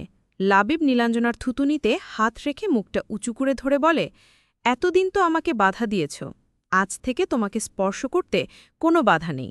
আজ আমার ভালোবাসবার চাদরে তোমাকে পুরোপুরি মুড়িয়ে নেব। শরীর পাওয়া মানেই কি সব পেয়ে যাওয়া লাবিব? তোমার কাছে কোনটার দাম বেশি, দেহ নাকি মনের? লাবিব নীলাঞ্জনাকে নিজের কাছে এনে কানের কাছে ফিসফিস করে বলে, আজকের রাতে কোনো তর্ক-বিতর্ক নয়, আজ শুধু ভালোবাসা আর ভালোবাসা। বলেই নীলাঞ্জনার অধরে অধর মিলিয়ে দিল। নিয়াজ সাহেব বলেন, তোমার ছেলের জন্য আমি কি সমাজে মুখ দেখাতে পারবো না? আমাদের কিছু না বলে মেয়েটাকে নিয়ে চলে গেল, আবার ওই বাড়িতে যেয়ে বলে ফেরত দিতে এসেছি আপনার মেয়েকে। এই বুদ্ধি নিয়েও পাইলট হয়েছে? সব কিছু এত সহজ? ছেলে তো আমার একার, ছেলে যার জন্মের হবে তো তার মতোই হবে। ঘাড়তারামি তো আমার থেকে পাইনি, তোমার থেকে পেয়েছে। আচ্ছা একটা কথা বলো, ছেলেরা যা ভুল করুক সব দোষ আমার ঘাড়ে কেন চাপিয়ে দাও? আরেক নবাবজাদার তো খবরই নেই, সে ব্যস্ত দেশ ভ্রমণ করতে, বাপের টাকায় ফুর্তি করতে খুব আয়েশ, নিজের ভাইয়ের বিয়েতেও আসলো না। এর চেয়ে দুটো মেয়ে হলে ভালো হতো, বিয়ে দিয়ে চিন্তামুক্ত থাকতাম। ওই তালুকদার বংশের লোকদের কোনোদিন সাহস হতো আমাদের কথা শোনানোর? আজকে তোমার ছেলের জন্য সেই সাহস পেল। কল করো আর বলো সকালে বৌমাকে নিয়ে বাসায় ফিরতে, কাল রিসেপশন, মানুষ দাওয়াত দেয়া, তাদের সামনে আমাকে যেন ছোট না হতে হয়। মিতা বেগম মোবাইল নিয়ে কল করল জিয়ানকে। কিছুক্ষণ আগেই চুপিসারে নয়নার পাশে এসে শুয়েছে জিয়ান। মোবাইল বেজে উঠতেই রিসিভ করল। উঠে বসে বলে, এত রাতে কেন কল করেছ আম্মু? কল করেছি নাকি তোর কর্ম করিয়েছে? সকালের নাস্তা বাসায় করবি, বৌমাকে সাথে নিয়ে আসবি। কিভাবে আনবি আমি জানি না, কাল রিসেপশনে শত শত মানুষকে দাওয়াত দেয়া, আর তুই আমাদের কিছু না জানিয়ে চলে গেছিস? এসবের কি দরকার ছিল? তুই জানিস না এসব তোর জন্যই হয়েছে। তুই ভবিষ্যতে কি করবি আমি জানি না, তবে এই মেয়েকে তোকে মেনে নিতে হবে। প্রেম করেছিস, ধোঁকা খেয়েছিস, সব ফল্ট তোর। এখানে এই মেয়েটা দোষ কোথায়? মনে রাখিস, কবুল বলার আগে কবুল বলার ভার বহন করার যোগ্যতা আছে কিনা সেটা ভেবে কবুল বলতে হয়। কবুল বলার পরে ওই মেয়েটাই তোর অর্ধাঙ্গিনী, তোর জীবনসঙ্গিনী। তার মর্যাদা রক্ষার দায়ভার তোর, নিজের দায়িত্ব থেকে পালাতে পারবি না। মিতা বেগম কল কেটে দিল। জিয়ান ঘুমন্ত নয়নার দিকে নয়না চোখ মেলে চিৎকার দিয়ে বলে, আম্মু বাঁচাও। জিয়ান নয়নার মুখে হাত দিয়ে চেপে ধরে বলে, সমস্যা কি তোমার? আর ঘুম এত তাড়াতাড়ি ভাঙল কি করে? নয়না হাত দিয়ে চোখ ডলে বলে, পাইলট মহাশয় আপনি এত রাতে ভূতের মতো আমার দিকে তাকিয়ে আছেন কেন? দেখুন, ওই দিন রাতের মতো কিছু করার কথা ভাবলে আজকে আপনার খবর আছে, এই বলে দিলাম। আচ্ছা বলো তো, আকাশের চাঁদের পাশে সবচেয়ে সুন্দর কোন জিনিস লাগে? তারা না? তাহলে অন্ধকার। রাত যত নিকুশ কালো হবে চাঁদের সৌন্দর্য তত বৃদ্ধি পাবে। আপনি না ঘুমিয়ে আমাকে চাঁদের সৌন্দর্যের পাঠ পড়াচ্ছেন? তুমি ঘুমাও। ঘুম ভাঙিয়ে এখন বলেন ঘুমাও? আমার ঘুম ভাঙিয়ে দিল রে মরার পাইলটে। আচ্ছা আপনি প্লেনের ড্রাইভার নাকি হেল্পার, নাকি আপনি বাটপার? তুমি জানো না পাইলট মানে কি? জানেন? আর ক্লাসে আমার রোল নাম্বার কত? ছাত্রছাত্রীর সংখ্যা কত? আমাদের শাখায় 100 জন। তাহলে আর কত, 95 হবে হয়তো। আপনি আমাকে ইনসাল্ট করছেন? আপনি জানেন আমি ক্লাসের ক্যাপ্টেন, আমাকে কেউ ফার্স্ট হওয়া থেকে নড়াতে পারে না। সামনে এসএসসি পরীক্ষা, নিশ্চিত আমি গোল্ডেন পাব। এই আপনার জন্য আমার পড়ালেখায় ডিস্টার্ব হচ্ছে। আপনার বউ পালিয়ে গেছে, আপনার বিয়ে করা কেন লাগবে? আমার বাবা বললেই বিয়ে করতে হবে? আপনি বলতে পারলেন না না আমি বিয়ে করব না? আচ্ছা, আমার ভুল হয়েছে। আপনার একটা ভুল সিদ্ধান্ত আমার জীবনের সারা জীবনের কলঙ্ক। আপনার গায়ে তো কেউ কলঙ্ক লেপন করবে না, কলঙ্কের ভাগ সব আমার। আমি সত্যি দুঃখিত। আচ্ছা শোনো, আমার কথা বলতে কষ্ট হচ্ছে, চলো আমরা লুডো খেলি। না আমি ঘুমাবো। ভোর হতে বেশি সময় বাকি নেই, আসো বাকি রাতটুকু একসাথে কাটাই। আপনাকে কে পাইলট বানিয়েছে বলুন তো? আমরা কি আলাদা আছি? একসাথে একই বেডে বসে বলেন আসো একসাথে কাটাই। একটু আগে তুমি কত সুন্দর ম্যাচিওর কথা বললে, আর এখন বাচ্চাদের মতো কথা কেন বলছো? আপনি বুঝিয়ে বলুন, কি বলতে চাইছেন? আমার কাছে ছোট্ট একটা আবদার। আয় হায়, আমাকে কি আপনার মামা বাড়ি পেয়েছেন? আবদার করবেন মামার বাড়িতে, আমার কাছে না। একটা অনুরোধ করতে চাই, রাখবা প্লিজ। আপনার ঠোঁট থেকে রক্ত বের হচ্ছে, আমি অ্যান্টিসেপটিক লাগিয়ে দিই, আপনি একটু চুপ করে বসে থাকুন। তোমার জীবন থেকে আগামীকাল দিনটা আমাকে দেবে? নয়না ড্রায়ার থেকে অ্যান্টিসেপটিক এনে জিয়ানের ঠোঁটে লাগিয়ে দিচ্ছে। জিয়ান নয়নার হাতটা ধরে বলে, প্লিজ আগামীকাল দিনটা দাও আমাকে। আমার একটা দিন আপনার কি উপকারে আসবে? তোমার একটা দিন আমার পরিবারের সম্মান রক্ষা করবে। হাত ছাড়ুন, আপনি টাচ করলে কেমন যেন লাগে। জিয়ান হাত সরিয়ে নিল। নয়না জিয়ানের চোখের দিকে তাকিয়ে বলে, আপনি কিন্তু দেখতে সুন্দর। আমি কি আপনাকে আগে কখনো দেখেছি? আমার তো মনে পড়ে না। আমি বলবো কবে আপনার সাথে দেখা হয়েছিল। বসুন্ধরা শপিং কমপ্লেক্সে। আপনার ঘড়ি আমার ওড়নাতে আটকে গিয়েছিল। আপনি রেগে বলেছিলেন, ওড়না সামলে না রাখতে পারলে পড়ার কি দরকার? তোমার বাজে কথা শেষ হলে আমার কথাটা শোনো। আমরা ভোরেই চলে যাব বাসায়। পরশু আমার ডিউটি শুরু। আগামীকাল রাতেই চলে যাব আমি। এরপর তোমার সাথে আমার আর দেখা হবে না। তুমি ভুলে যেও আমার নাম। মনে করো আমি ছিলাম দূর থেকে ভেসে আসা কোনো স্লোগান। নয়না জিয়ানের কাঁধে মাথা রেখে বলে, আপনি চলে যাওয়ার পরে কি হবে? কিছুই হবে না। তুমি আগের মতো নিজের জীবনটা গুছিয়ে নেবে। আমি তোমার জীবনের এমন এক কালো অধ্যায় যা আমার সারা জীবনের সবটুকু অনুনয়ের বিনিময়ও মুছে দিতে পারব না। ক্ষমা চাইব, সেই যোগ্যতাটুকুও আমার নেই। আমায় ভুলে যেয়ে নতুন করে জীবনটা সাজিয়ে নিও। মনে করো আমি ছিলাম হঠাৎ আসা কোনো সুনামি, যে ক্ষয়ক্ষতির দায় না চুকিয়ে হারিয়ে যায় অতল গহ্বরে। জিয়ান কথাগুলো শেষ করে তাকিয়ে দেখে নয়না তার কাঁধে মাথা রেখে ঘুমিয়ে পড়েছে। জিয়ান নয়নার মাথাটা সরাল না, সেভাবেই বসে থেকে ভাবতে লাগল, আমি জানি আমি তোমার সাথে অন্যায় করছি। তোমাকে কিভাবে মেনে নেব? আমি তোমার দৃষ্টিতে ধর্ষক ছাড়া কিছুই না। কোনোদিনও তুমি আমাকে ক্ষমা করতে পারবে না। আর এসব কিছুর জন্য দায়ী আমি নিজেই। জিয়ানের হঠাৎ ইচ্ছে করছে নয়নার কপাল আলতো করে ছুঁয়ে দিতে। নীলাঞ্জনা ফ্লোরে বসে হাঁটুতে মুখ গুজে কান্না করছে। লাবিব বেডের ওপরে বেঘরে ঘুমাচ্ছে। নীলাঞ্জনা যে রাতটার জন্য এত অপেক্ষায় ছিল, সেই রাত তার কাছে বিষাক্ত মনে হচ্ছে। আচ্ছা, একজন পুরুষের কি মেয়েদের শরীর ছাড়া আর কিছু লাগে না? ভালোবাসা তাহলে কি মিথ্যে আশা? যাকে ভালোবেসে সব ছেড়ে আসলাম, সে শুধু শরীর ভোগ করতে ব্যস্ত ছিল। আমার চোখের পানি, আমার দুঃখ কষ্ট তাকে বিন্দুমাত্র স্পর্শ করতে পারল না। নীলাঞ্জনার হঠাৎ করে জিয়ানের কথা মনে পড়ল। অতীত। আচ্ছা, তুমি আমাকে কখনো কিস কেন করনি? এতটুকু তো করাই যায়, তাই না? জিয়ান নীলাঞ্জনার হাতের উপর হাত রেখে বলে, তোমাকে আমি পরিপূর্ণ পেতে চাই। এই একটু আধটু পাওয়াতে আমার পোষাবে না গো। আজকে কিস করব, কালকে হাক করব, এরপর ধীরে ধীরে অন্য কিছু। একদিন তোমার মনে হবে আমাকে তুমি ভালোবাসো না, কারণ আমি তোমাকে ভোগ করেছি। আমি তোমাকে পরিপূর্ণ পেতে চাই।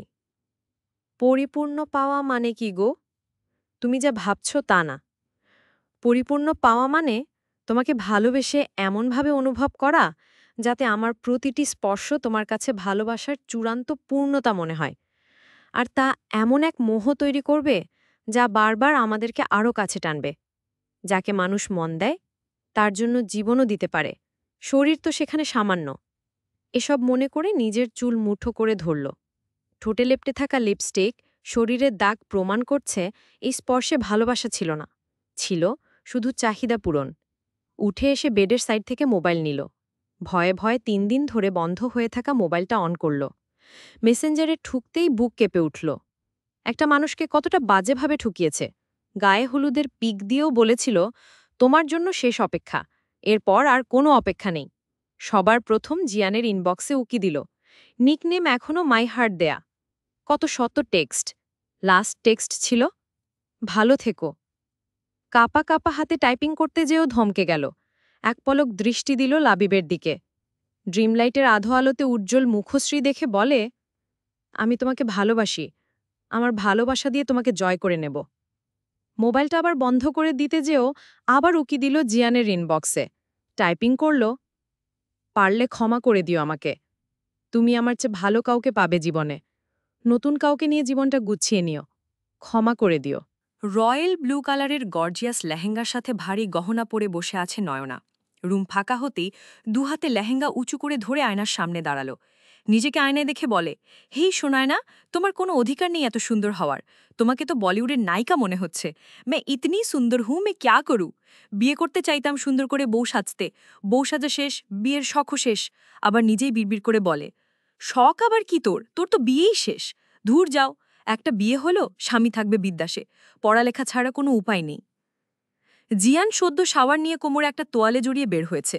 শরীর জুড়ে এখন মুক্তোর দানার মতো পানির ফোঁটা টপকে পড়ছে। তোয়ালে দিয়ে চুল মুছতে মুছতে আয়নার সামনে দাঁড়ালো। অর্ধনগ্ন ফর্সা জিম করা পেটানো বডি। নয়না একটু পেছনে সরে তাকিয়ে আছে জিয়ানের দিকে। মনে মনে বলে, বাপরে, কি বডি বানিয়েছে, পুরাই সালমান খান। নয়নার ইচ্ছে করছে একটু টাচ করে দেখতে। হঠাৎ জিয়ানের নজর পড়ল নয়নার দিকে। লিটল পরি লাগছে আজ নয়নাকে। আয়নার দিক থেকে তাকিয়ে বলে, মেয়েটা একটু এক্সট্রা সুন্দরী।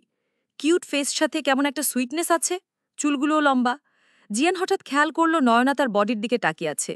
এভাবে তাকিয়ে নজর দিচ্ছ কেন? নজর দেওয়ার মতো জিনিস চোখের সামনে থাকলে নজর তো দেবই। আমার ইজ্জত লুট করছো চোখ দিয়ে? রাবিশ কথাবার্তা বলবেন না। আচ্ছা, ছেলেরা জিম করে সিক্স প্যাক বডি কেন বানায়? তুমি বলো কেন বানায়? আপনি জানেন না বুঝি? এত কষ্ট করে বডি বানাই তো মেয়েদের দেখানোর জন্য। ওই যে টনিক আকারের গান আছে না, मैं जिम शिम जाता हूँ तेरे लिए, मैं बॉडी बनाता हूँ तेरे लिए, मैं अंडे शंडे खाता हूँ तेरे लिए। তো আজ পর্যন্ত কতজনের বডি দেখেছ? নয়না হাতের করগুনে বলে, 10 জনের। হোয়াট? আরে হ্যাঁ, তবে সবচেয়ে জোস ফিটনেস কিন্তু প্রভাসের। জানেন, আমার ক্রাশ ছিল মহেশবাবু। তারপর দেখি তার মেয়ে আছে আমার বয়সী। তারপর ক্রাশ থেকে সোজা আঙ্কেল। সলমন খানের বডি দেখেছেন? কি বডি! বাস্তবে নিজের চোখের সামনে কতজনকে দেখেছ? ওরা কি চোখের পেছনে ছিল? ওরা তো আমার চোখের সামনেই ছিল, টিভির স্ক্রিনে। সরাসরি কতজনকে দেখেছ? নয়না জিয়ানের একদম কাছে এসে বলে, এই তো দেখছি, ওয়ান অ্যান্ড অনলি প্লেনের ড্রাইভারের বডি। কতবার বলবো আমি পাইলট? ওই একই কথা, যাহা কদু তাহাই লাউ। এসব বাদ দিন, আগে বলুন তো, এমন নায়কদের মতো বডি আপনি কি করে বানালেন? পাইলট হওয়ার জন্য কিছু শারীরিক মানদণ্ড ও পূর্ণ করতে হয়, যেমন চোখের দৃষ্টি ক্ষমতা, রক্তচাপ, শারীরিক শক্তি ইত্যাদি পরীক্ষার মাধ্যমে একজন পাইলটের স্বাস্থ্য পরীক্ষা করা হয়। এর জন্য জিম করে বডি বানিয়েছি, মেয়েদের দেখাতে না। মেয়েদের দেখানোর ইচ্ছে না থাকলে ওয়াশরুম থেকে লুঙ্গি টি শার্ট পরে আসতেন, এভাবে অর্ধনগ্ন হয়ে চলে আসতেন না। আমার ঠোঁটের ইজ্জত তো লুট করেছই, এখন চোখ দিয়ে শরীরের ইজ্জত লুট করার ধান্দা? আপনার আবার ইজ্জতও আছে? নেই? না। ওকে বেবি, ইজ্জত যেহেতু নেই তা হরণ হলেই বাকি, বলেই নয়নার সামনে দাঁড়ালো। নয়না চোখ বন্ধ করে বলে, দূরে সরুন, আমার লজ্জা লাগছে। এতক্ষণ চোখ দিয়ে গিলে খেতে লজ্জা লাগেনি? ছিহ, কি ভাষা ব্যবহার করছেন? আমি গিলে খাবো কেন? আমি জাস্ট উপভোগ করছিলাম। তো এভাবে তাকিয়ে থাকলে আমার লজ্জা লাগে না? পুরুষ মানুষের আবার কিসের লজ্জা? সুযোগ পেলেই তো টি শার্ট খুলে ফেলে। লজ্জা যখন নেই, আসো তোমাকে জড়িয়ে ধরি। আপনার নায়কের মতো বডি বলে আপনি ইমরান হাশমি ভাববেন নিজেকে? সালমান খানও তো ভাবতে পারেন। এবার বুঝলাম। নয়না এক চোখ একটু ফাঁকা করে বলে, কি বুঝলেন? ঠোঁটে স্টাম্প কার্ড কি করে বসালে? ইমরান হাশমির ছাত্রী, তাই তো আমার নিরীহ ঠোঁটের এই দশা। আপনার সাহস তো কম না আমাকে এসব বলেন। তো আপনি কি নিজেই তো ইমরান হাশমির 2 পিস? ইয়েস বেবি, তোমার পিঙ্কি ঠোঁট আমার ইমরান হাশমির মতো স্বভাবের কারণ। I need your lips, just 2 minute, flavour check করেই ছেড়ে দেব। নয়না পেছনের দিকে ঘুরে বলে, এটা স্ট্রবেরি ফ্লেভারের হুদা বিউটির লিপস্টিক, মাত্র 2000 টাকায় কিনে চকোলেটের মতো খেয়ে ফ্লেভার টেস্ট করতে পারেন। ভাবলাম নায়ক বের হলো ইমরান হাশমি, ছি। জিয়ান ততক্ষণে হোয়াইট শার্ট, রয়্যাল ব্লু কালারের ব্লেজার পরে নয়নার পেছনে দাঁড়িয়ে বলে, তোমাদের মেয়েদের টাকার জন্য মায়া হয় না। 2000 টাকা দিয়ে লিপস্টিক কে কেনে? আজকে তো টেস্ট করে দেখতেই হবে কি এমন আছে এতে? তাছাড়া ফ্রিতে পেলে কে টাকা নষ্ট করে? নয়না দৌড়ে সরে যাওয়ার জন্য উদ্যত হলে জিয়ান নয়নাকে ধরে ফেলে। প্লিজ ছেড়ে দিন, 3 ঘন্টা লাগিয়ে এত সুন্দর একটা হেয়ারস্টাইল করেছি, নষ্ট হয়ে যাবে। আমার ঠোঁটে স্ট্যাম্প লাগিয়ে দিয়েছ, আমি সবাইকে মুখ দেখাবো কি করে? আমি আপনাকে সাজেশন দিতে পারি, আপনি মাস্ক পরবেন বা রুমাল দিয়ে মুখ ঢেকে রাখবেন। জিয়ান নয়নার সামনে এসে দাঁড়িয়ে বলে, সেম স্ট্যাম্প তোমাকেও দিব। শোধবোধ। শোধবোধের কথা আসলে তো আপনি আরও অনেকগুলো পাওনা। আর আপনি কিন্তু আমাকে পটিয়ে এখানে এনেছেন, ভুলভাল কিছু করলে চলে যাব কিন্তু। নয়না সামনের দিকে তাকিয়ে বলে, হাই, আপনাকে তো পুরাই বলে চুপ হয়ে গেল, নিজের কথা পূর্ণ করল না। বলো, পুরাই কি? বাজে দেখতে লাগছে, একদম কলাগাছের মতো। এর মধ্যেই ডাক পড়ল। মিতা বেগম বললেন, কিরে, তোদের হলো? হ্যাঁ আম্মু, আসো। মিতা বেগম এসে বলে, মাশাল্লাহ, আমার বৌমাকে তো একদম পরি লাগছে, কারো নজর না লাগুক। আমি যাচ্ছি, তোরা আয়, তাড়াতাড়ি আসিস, দেরি করিস না। জি। জিয়ান নয়নার পাশে দাঁড়িয়ে বলে, আমার হাতে হাত রাখো, আর ঠোঁটের কোণেই মুচকি হাসি। কেন, আমরা কি সিনেমার শুটিং করতে যাচ্ছি? মনে করো তাই, যা বলছি তাই করো। কিন্তু আপনার পাশে আমাকে মানাবে না। আপনি তালগাছ, আমি আম গাছ। আমার পাশে তোমাকে বাটার মাশরুম লাগবে। তোমাকে দেখলেই সবাই বলবে, আমার ভাগ্য ভালো বলে এত সুন্দরী বউ পেয়েছি। সত্যি? হ্যাঁ, সত্যি। আজকে তোমাকে দেখতে রূপকথা রাজকন্যা লাগছে। লাবিব বেডের পাশে হাত দিয়ে দেখে পাশে কেউ নেই। মোবাইলের টর্চ অন করে নীলাঞ্জনাকে খুঁজতে থাকে। হঠাৎ লাবিবকে দেখে নীলাঞ্জনার হাত থেকে মোবাইলটা নিচে পড়ে যায়। লাবিব নয়নার মোবাইল হাতে নিয়ে বলে, এত রাতে তুমি মোবাইলে কি করছো? টেক্সটগুলো দেখে লাবিব মোবাইলটা আছাড় মেরে ভেঙে ফেলে। নীলাঞ্জনা কাঁপা কাঁপা কণ্ঠে বলে, তুমি যা ভাবছ তা না, আমি জাস্ট। আর কিছু বলার আগেই লাবিব নীলাঞ্জনার মুখ চেপে ধরে বলে, তোর জাস্ট নিজের বাসুরনাতে বরের সাথে ফুলসজ্জা সেরে তোর এক্সের কথা মনে পড়েছে? কেন মনে পড়ল? তোর বর তোকে খুশি করতে পারিনি, তাই এক্সের কথা মনে পড়ল। ছাড়ো, আমার লাগছে। লাগুক। চুলগুলো মুঠে করে ধরে বলে, তুই তো বলেছিলি রেজা তোকে কখনো স্পর্শ করেনি। মিথ্যে বলেছিস বল, তোর কোন কোন জায়গার স্পর্শ করেছে? আমার স্পর্শ তোর ভালো লাগেনি? তোর পুরনো প্রেমিকের স্পর্শ মনে পড়ল? ইউ লিটল স্নেক, আপনাকে আজ আমি ছাড়ব না। প্লিজ বেবি, আমাকে ছেড়ো না। অসমাপ্ত কাজটা পুরোপুরি সমাপ্ত করি। প্লিজ ছেড়ো না কিন্তু। আপনি জানেন আপনি চরম অসভ্য। পুরুষ মানুষ একটু আধটু অসভ্যতা করেই থাকে। It's common baby. দূরে সরুন। ভুলে গেছেন কি বলে নিয়ে এসেছিলেন? তুমি না একটু আগে বললে আমাকে ছাড়বে না? অসভ্য লোক, আপনার মোবাইলটা একটু দেন তো। পার্সোনাল জিনিস কাউকে দেই না। মোবাইলে কয়টা জিএফ নিয়ে ঘুরেন যে মোবাইল কেউ চাইলে তাকে দেয়া যাবে না? গার্লফ্রেন্ড ছাড়া বুঝি মানুষের আর কোনো পার্সোনাল লাইফ নেই? থাকবে না কেন, অবশ্যই আছে, কিন্তু সেটা মোবাইলে না। একটু আগে যখন রুমে ড্রেস চেঞ্জ করলেন, সেটা ছিল পার্সোনাল কাজ। সেটা যখন আমার সামনে করতে পেরেছেন, তো মোবাইল দিতে কি সমস্যা? আর আমি আপনার মোবাইলে জাসুসি করব না, জাস্ট কয়েকটা পিক তুলব। নয়তো এক কাজ করুন, আমাকে কয়েকটা পিক তুলে দিন। সিরিয়াসলি? তোমার মনে হচ্ছে আমি তোমাকে পিক তুলে দেব? হ্যাঁ, দেবেন, নয়তো আমিও রুম থেকে বেরোব না। আপনার কথায় আমি এত কিছু করতে পারলে আপনি সামান্য পিক তুলে দিতে পারবেন না? জিয়ান নয়নার হাত ছেড়ে দিয়ে বলে, পিক দিয়ে কি করবে? ফুরসাদ পেলে লবণ মরিচ মাখিয়ে আচার করে খাবো। সোজা কথা বলা যায় না? না, বলা যায় না। মুখ বন্ধ করে ফটাফট কয়েকটা পিক তুলে দিন। জিয়ানার কথা না বাড়িয়ে কয়েকটা পিক তুলে দিল। বুঝে গেছে এই মেয়ে নাচর বান্ধা, পিক না তুলে দেওয়া পর্যন্ত শান্তি দিবে না। নয়না সুযোগ বুঝে মোবাইলটা হাত থেকে নিয়ে বলে, 3টা সেলফি তুলব। আমার মোবাইল আমার কাছে দাও, ভালো হবে না কিন্তু। ভালো আর কি হবে, তার চেয়ে খারাপ হোক। ওকে বেবি, তুমি যখন চাইছো খারাপ কিছু হোক, তাহলে তো খারাপ করতেই হয়। এই, একদম আমাকে টাচ করবেন না, জাস্ট 3টা সেলফি তুলব। জিয়ান নয়নার কাছে এসে নয়নার কোমরে হাত রেখে নয়নাকে জড়িয়ে ধরে। নয়নার হার্টবিট বাড়তে থাকে। নয়না নিজের হাত উঁচু করে নেয়। জিয়ান মুচকি হেসে নয়নার কানের কাছে মুখ নিয়ে বলে, তাহলে খারাপ কিছু হয়ে যাক। নয়না চোখ বন্ধ করে নেয়। জিয়ান নয়নার হাত থেকে মোবাইলটা নিয়ে নেয়। বাহ, খারাপ কিছুর জন্য এত প্রস্তুতি। নয়না কিছু বলতে তার আগেই নাহিদ রুমে এসে বলে, তোদের প্রেম শেষ হলে নিচে আয়, সবাই অপেক্ষা করছে। নয়না জিয়ানের হাত টেনে কানে মুখে বলে, এটা কে? আমি নাহিদ, জিয়ানের ভার্সিটি লাইফের ফ্রেন্ড। ভাবি, আপনার বর কিন্তু শুধু পাইলট নয়, ইংরেজিতে অনার্সও করেছে। আরে বাহ, এর জন্যই তো বলি আপনার ফ্রেন্ডের ব্যবহার করলার মতো কেন। ইংরেজি সাবজেক্ট নিয়ে যে অনার্স করে তার মধ্যে মধুসূদন আসবে কোথা থেকে? ভাবি, আপনি তো জোস। তুমি নাহিদকে আগে থেকে চিনো? আগে কি আপনি আমাকে বিয়ে করেছিলেন? হোয়াট? তো আগে চিনব কি করে? আজকেই চিনলাম। আজকে চিনে এত সহজভাবে কথা বলছো? সরি দেবর ভাইয়া, আমি আজকে আপনাকে চিনলাম, তাই একদম কঠিন কথা বলবো। নাহিদ হেসে বলে। ভাবি, রক রেজা শকড। তাড়াতাড়ি নিচে আয়, সবাই অপেক্ষা করছে। নাহিদ চলে গেলে নয়না বলে, আপনার মাথাটা একটু নিচু করেন। কেন? একটা গোপন কথা আছে। জিয়ান নিচু হয়ে বলে, তাড়াতাড়ি বলো। আমি আপনার কথা মতো নাটক করতে চলে এসেছি। আমার কথা আমি রাখছি। আপনার কথা রাখছেন না কেন? সব মিটে যাক, তারপর পেয়ে যাবে। জানেন, লম্বা ছেলেদের সাথে বিয়ে হলেই এক সুবিধা। কি সুবিধা? আপনি সবসময় আমার কথা মাথা নিচু করে শুনবেন, আর আমি সবসময় আপনাকে মাথা উঁচু করে কথা শোনাব। জিয়ান সোজা হয়ে দাঁড়িয়ে বলে, হাতে হাত রাখো আর চলো। আর হ্যাঁ, মনে আছো তো আমাদের মধ্যে কি ডিল হয়েছিল?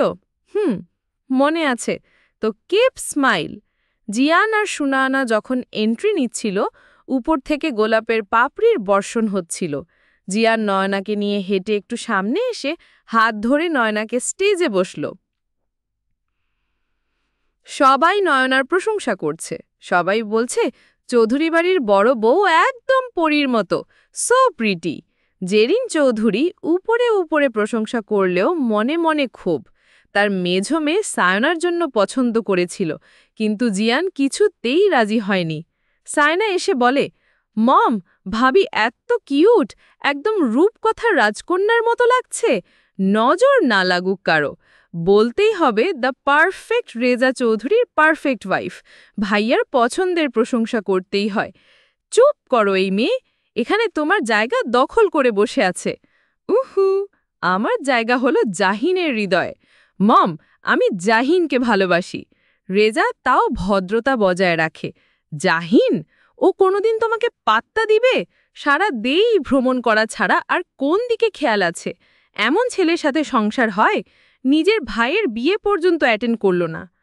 এটাই তো আমাকে আরও টানে জাহিনের দিকে। বিয়ের পরে বরের সাথে এক এক দেশে ঘুরে বেড়াবো। চুপ করো আর আমার সাথে আসো, খেয়ে নেই। মাহবুব তালুকদার, তার ভাই আরও আত্মীয় স্বজনরা সবাই এসেছে। মাহবুব তালুকদার, তার ভাই আরও আত্মীয় স্বজনরা সবাই এসেছে। মাহবুব তালুকদার, তার ভাই আরও আত্মীয় স্বজনরা সবাই এসেছে। জাহানারা বেগম নিজের মেয়ের সাথে সবার আগে দেখা করলেন। নয়নার হাতটা ধরে জিয়ানের হাতের উপর দিয়ে বলে, আমার মেয়েটার সব দায়িত্ব আজ থেকে তোমার। আমার একমাত্র মেয়ে, কোনোদিন কোনো দুঃখ ওকে আমাদের ভেদ করে স্পর্শ করতে পারেনি। তুমি ওর এভাবেই খেয়াল রাখবে তো বাবা? জিয়া নয়নার দিকে তাকিয়ে বলে, যতদিন আছি আমি আগলে রাখার চেষ্টা করব। জাহানারা বেগম বলেন, যতদিন আছি মানে? আম্মু এত কথা বলার সময় এটা? দেখো আশেপাশে কত মানুষ, পরেও তো বলতে পারবে এসব কথা। নাহিদ সুন্দর করে ডেকোরেশন করে একটা ট্রের মধ্যে আংটি নিয়ে আসলো দুটো। জিয়ান চোখ রাঙিয়ে বলে, এসব কি? মিতা বেগম এসে বলেন, তোমরা দুজন দুজনের থেকে দূরে থাকবে, তাই এই আংটি একে অপরকে পরিয়ে দাও। এটা স্মৃতি হিসেবে বহন করবে দুজন। সবাই একত্রিত হয়ে ঘিরে রেখেছে জিয়ান নয়নাকে। চারপাশ থেকে ফুলের বর্ষণ হতে লাগল। এমন মুহূর্তে না করার কোনো অপশন পেল না। আংটি উঠিয়ে নয়নার অনামেকা আঙ্গুল পরিয়ে দিল। নয়নাও আংটি নিয়ে জিয়ানের রিং ফিঙ্গারে আংটি পরিয়ে দিল। ওদের উপরে যেন ফুলের বৃষ্টি হচ্ছে। নয়না মনে মনে বলে, ইস, এগুলো যদি ভিডিও করে রাখতে পারতাম। থাক, সমস্যা নেই, শাশুড়ি আন্টির থেকে পরে নিয়ে নেব ভিডিও। নয়না আংটি পরিয়ে জিয়ানের হাত এখনও ছাড়েনি। সে চলে গেছে তার ভাবনার জগতে। নাহিদ বলে, ভাবি, হাত আর ছাড়াছাড়ি নেই, এভাবে ধরে রাখবেন সারা জীবন। নয়না সাথে সাথে হাত ছেড়ে দেয়। নীলাঞ্জনা রুমের মধ্যে এক কোণে গুটিসুটি মেরে বসে বসে কান্না করছে। পরিবারের বড় মেয়ে, সবার আদুরে। কেউ কখনো ফুলের টোকা পর্যন্ত দেয়নি। লাবিব বাহিরে গিয়েছিল। রুমে এসে নীলাঞ্জনার সামনে বসে নীলাঞ্জনার হাত ধরে বলে, আমি কি করে মেনে দিতাম আমার ওয়াইফ বাসর রাতে তার এক্সকে টেক্সট করছে? সরি জান, আমি আর কখনো তোমার গায়ে হাত তুলব না। নীলাঞ্জনাকে জড়িয়ে ধরে চুমু খেতে থাকে। ধীরে ধীরে লাবিবের স্পর্শ গভীর হতে থাকে। নীলাঞ্জনা পাথরের মূর্তির মতো, তার যেন কোনো হেলদোল নেই। লাবিব নিজের কার্য সাধন করে নীলাঞ্জনার কপালে চুমু খেয়ে বলে, আমি তো কাল রাতেই বুঝেছি, তুমি ইনট্যাক। তবুও আগের মতে ভুলভাল বলে ফেলেছি, রাগ করে থেকো না যান। নীলাঞ্জনা উঠে এসে ব্যাগ থেকে 3 পিস নিয়ে ওয়াশরুমে চলে গেল। ওয়াশরুমের শাওয়ারের নিচে বসে চিৎকার করে কান্না করতে লাগলো। মানুষ নিজের ভুলে নিজেই যখন ধ্বংসের দ্বারপ্রান্তে দাঁড়িয়ে থাকে তখন কাউকে কিছু বলা যায় আবার সহ্যও করা যায় না।